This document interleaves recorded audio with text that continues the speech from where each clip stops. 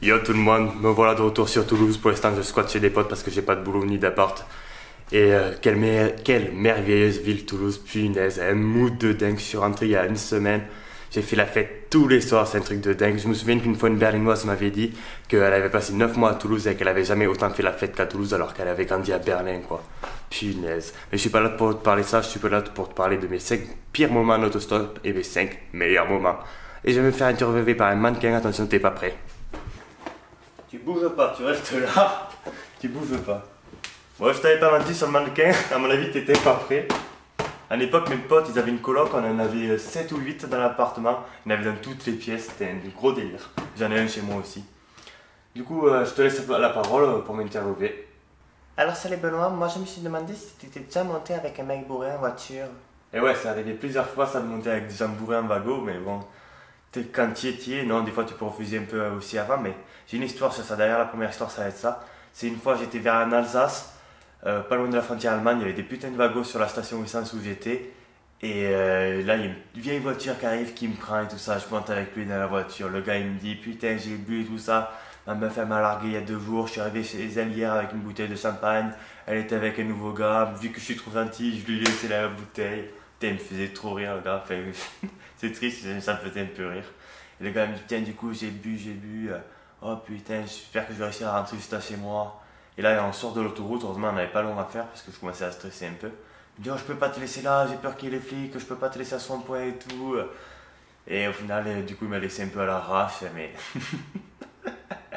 le gars, il m'avait bien fait rire. Ça, c'est une de mes histoires. Après, les autres, tu vas voir, sont vraiment bien aussi. Ah d'accord, pas mal comme histoire. Bon, j'espère que t'es un peu mieux quand même parce que c'était pas non plus foufou, hein. Bon, d'accord, allez, je t'en raconte une autre, un peu plus foufou. J'étais vers Saint-Malo, en Bretagne et tout ça. Je me fais déposer sur une bretelle d'autoroute parce qu'il y avait une autoroute qui partait comme ça, une qui passait en dessous, complètement à l'arrache, vraiment un peu dangereux même. Je fais du stop et tout. Là, j'entends une voiture avec super bruit arriver. Je vois la Porsche comme ça, elle arrive, elle ralentit comme ça. Et non, c'était pas pour la Porsche, c'était la voiture derrière la Porsche. La voiture elle s'arrête, un tuning frérot, un tuning d'enfer, le pot d'échappement comme ça, dedans 2 pêcheurs. Super sympa, mais par contre pour communiquer, pas facile parce que pour communiquer, il fallait parler comme ça dans la voiture parce que l'échappement il faisait trop de bruit. Et après on a commencé à rattraper la Porsche comme ça, on s'est mis à côté, il a accéléré quand même bâtard, du coup on a doublé la Porsche, mais vraiment aucune communication possible parce qu'on n'entendait rien dans la wagon. Le seul truc que j'ai su c'est qu'ils étaient pêcheurs et qu'ils aimaient le tuning. Bon, ils m'ont déposé le Saint-Malo, c'était chouette et... et oui, j'avais pas de ceinture non plus à l'arrière, j'étais comme ça au milieu, pas de ceinture. Ouais, je me mets un peu en danger, mais j'ai jamais eu trop l'impression de me mettre trop en danger, mais vraiment des fois je me mets quand même un peu en danger, il faut faire gaffe de ne pas se mettre trop en danger. Ça te va comme réponse? T'avais une autre? Ben ouais, vas-y, bah là je dois en faire 5, alors t'as que 2 pour l'instant, vas-y, t'en restes 3, hein. Vas-y, je te balance la troisième alors. Alors la troisième c'est dans mon tour d'Europe, là quand je suis allé dans les Balkans, le premier jour de stop, il y a un mec qui me prend une station essence. Je commence à lui parler, il comprenait pas trop, parce qu'en fait il était sourd le gars. Mais au final il veut me prendre, il me prend dans une putain de caisse, un Q3, Audi Q3, ou Q5 même, Q3. Le gars il roule à 190 sur l'autoroute, du coup on pouvait pas trop parler, en plus pour parler il fallait lire sur les lèvres. Et on parle un peu viteuf quand même. Et je sais pas, à chaque fois il posait la main super proche de mon genou, même des fois il faisait comme ça pour m'appeler et tout. J'avais l'impression qu'il me draguait un peu.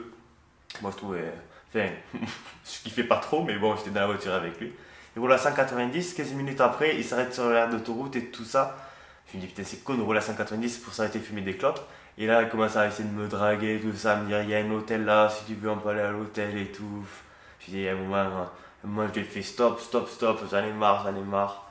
Du coup je comprends que des fois les filles ça peut être un peu chaud le stop. Des fois nous aussi les gars on se fait draguer par des gays. J'ai plein d'histoires que j'ai entendues d'autres autostoppeurs qui se sont vraiment fait draguer par les gays.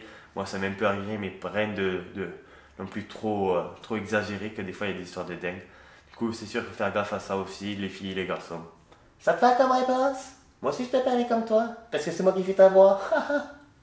Alors, allez c'est bon, arrête de m'imiter, tu m'as saoulé, vas-y raconte l'histoire avec la Twingo et le grand gars dedans. D'accord, je te raconte l'histoire à l'île de la Réunion. Je faisais beaucoup de stops aussi à l'île de la Réunion. Et une fois, je fais du stop, une Twingo me prend, une toute petite Twingo, toute pourrie déjà de l'extérieur. Dedans, le gars super balèze comme ça, costume, cravate. Je trouve le compteur super chelou, le compteur qui marche pas, des galets un peu partout, les rétros, tout. J'arrive dans un rond-point, enfin il arrive dans un rond-point plutôt. prend la dernière sortie comme ça, on tourne comme ça. Pardon, on tourne comme ça. Moi, la porte de mon côté qui s'est ouverte comme ça. Heureusement, j'étais attaché, j'étais comme ça. J'ai vraiment finir sur la route. Heureusement que j'avais la ceinture. J'ai rattrapé la porte. Je l'ai claqué comme ça. Et le gars, il était en costume cravate parce qu'il faisait la sécu à un casino. Mais le gros réunionnais, bronzé, costume cravate avec la cravate rouge comme ça, c'était bien marrant. Et la Twingo toute déboîtée, le contraste. T'en veux une autre? Ben ouais, j'en veux une autre. Je veux la cinquième, hein. T'es caca, tu te rappelles? Ok, je te raconte la dernière. Alors la dernière, ça se passe en Nouvelle-Zélande.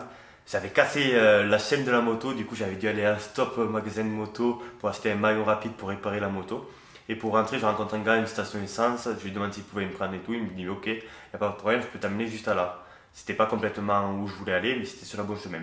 Du coup il me prend la voiture, déjà je rentre, le pare-brise pété. Le pare-brise, c'était pas carglass en place, c'était pas un petit pet comme ça, c'était un gros caillou qui avait eu un plein milieu. C'était une indienne le gars.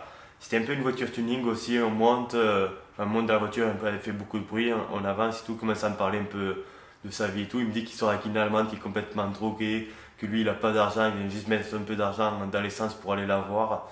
Et tout, on parle de tout, il était quand même un peu sympa, mais j'étais pas hyper en confiance.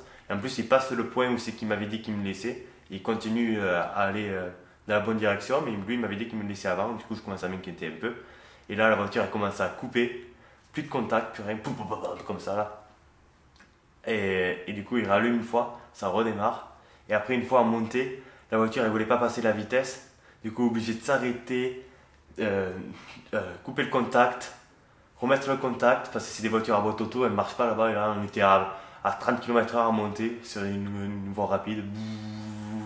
J'étais content que je suis sorti de la voiture. Au final, elle m'a laissé vraiment pas loin de la moto. Le stop, ça a bien fonctionné après. Mais j'étais vraiment content de sortir de la voiture. Ouais, des fois j'ai eu flippé, mais j'ai jamais demandé à un conducteur de me laisser avant de ce que j'avais dit. Mais si vraiment tu flippes, il faut obliger le conducteur à te laisser avant. Ou tu dis non, j'ai changé d'avis, en fait, laisse-moi là, vraiment. Bon, ben on a fait les 5 mauvaises histoires. T'as kiffé ou quoi? Ouais, ça va, j'ai kiffé. Mais je préfère les belles histoires, alors vas-y, raconte les bons moments vécus en voiture. Tu préfères les belles histoires? Ah, ben j'ai une belle histoire à te raconter. Il y en a 5, mais là je vais te raconter la première. On va dire que la première belle histoire, ou la plus belle que j'ai eue, c'est que j'ai rencontré une fille avec qui je suis sorti en autostop. La fille m'a trouvé au bord de la route. Et après, quelques mois après, on est sortis ensemble. Maintenant, c'est une ex, mais c'était quand même vraiment marrant de se rencontrer comme ça. C'est mieux que de se rencontrer sur Tinder, quoi. Bon, je donnerai pas beaucoup plus de détails, mais je suis sorti avec une fille rencontrée en stop. J'étais en train de me taper le montage quand j'ai vu que le son était pas bon à partir de la deuxième chouette histoire en autostop. Du coup, là, le son, il est bon ou pas? Il est bon. Allez, on recommence. C'était l'histoire avec le Polonais que j'ai rencontré en Serbie. Je fais du stop avec lui, on trouve une caisse.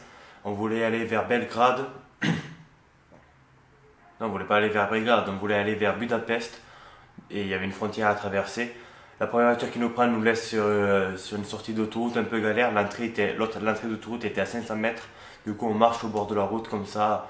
On parlait et tout. Et au loin, on voit une voiture s'arrêter. Au final, c'était pour nous. Du coup, on court avec les sacs à dos. C'était une van. On monte dans le van, mais il n'y avait pas de siège assis pour nous. On a dû s'asseoir dans le coffre à l'arrache.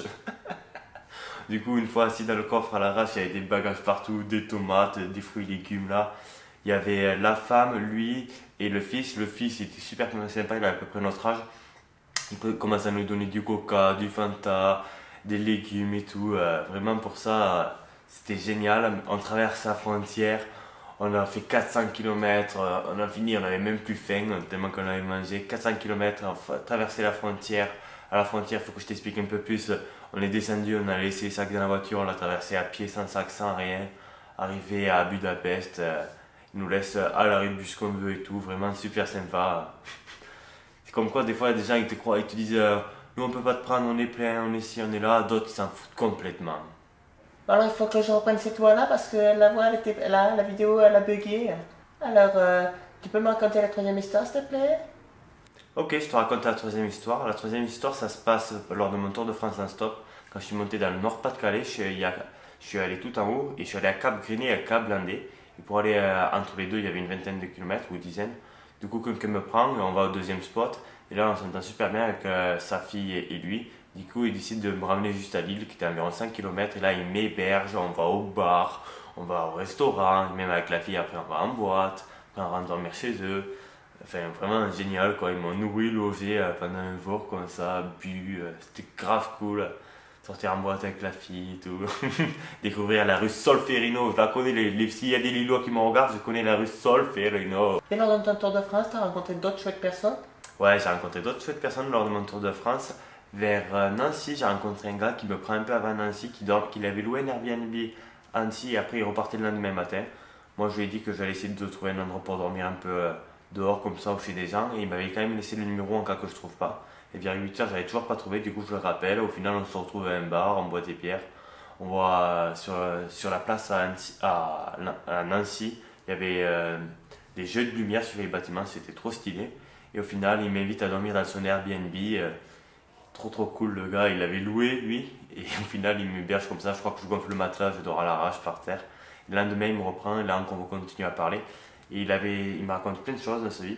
Il avait été directeur d'un hôpital en Afrique, d'un pays qui était très pauvre. Il avait fait France, Turquie ou Israël, un pays vers là-bas, qu'en vélo. Il m'avait pris un truc qui m'a toujours servi dans ma vie. C'est quand tu pars d'un pays étranger, il faut que tu apprennes 5 choses. Le premier truc, dans leur langue, il faut que tu apprennes à dire bonjour, au revoir, merci, enfin s'il vous plaît et merci. Et le cinquième, c'est ça, le smile. Il faut garder le smile.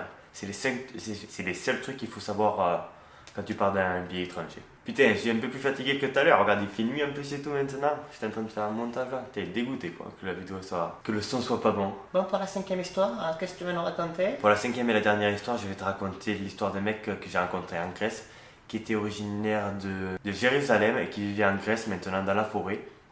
Il m'avait pris un stop avec son gros 4x4 à 50 km de la frontière de la Serbie. Et je lui avais demandé comment ça se passait de vivre en forêt dans une petite maison et tout ça. Et au final, je suis carrément allé chez lui parce que ça m'intéressait de voir comment il vivait. Et au final, il avait une vieille maison qui était en pleine rénovation avec un gros chien et tout. Il m'a payé une bière, il m'a même proposé de dormir ici. Je pouvais même rester travailler plusieurs jours, il m'aurait payé et tout. Mais au final, j'ai préféré partir, mais j'ai trouvé ça super intéressant de voir quelqu'un qui voulait vivre un peu beaucoup plus tranquillement que la vie qu'il avait eue auparavant. Que là, il avait 40 ans, il voulait voir une vie très tranquille maintenant. Et voilà, c'était quelque chose d'intéressant. Punaise, c'est la galère maintenant, j'ai plus de batterie. Du coup, on va vous dire au revoir. Hein. On espère que ça vous a plu.